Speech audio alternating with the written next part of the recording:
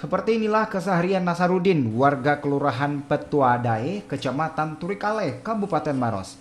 Ia merupakan salah satu korban penipuan PT Amanah Bersama atau Abu Turs. Korban kehilangan uang sebesar 350 juta rupiah melalui jasa perjalanan umroh Abu Turs yang hingga kini belum juga menuai hasil.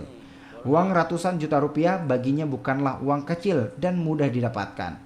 Ia memperolehnya dengan jerih payah dan menabung selama puluhan tahun lamanya. Nasarudin awalnya bergabung sebagai mitra PT Amanah Bersama Umat setelah menyetor uang sebesar 100 juta rupiah.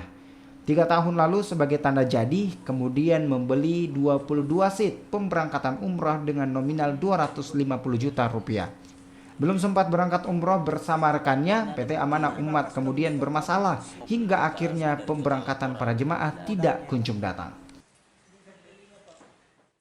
Dilihat dari vonisnya kami tidak terima sebenarnya, kami cuma meminta bagaimana pemerintah memediasi untuk mengembalikan dana ini kepada jamaah. Kalau jemaahnya sendiri Pak, selama ini pernah enggak mengancam Bapak sebagai mitra? Iya, tiap mungkin sebulan sekali dia datang untuk mau mengetahui perkembangannya betul bagaimana ini, ada enggak pengembaliannya. Malah kita diancam untuk dipidanakan lagi karena seolah-olah jamaah ini menuntut mitra.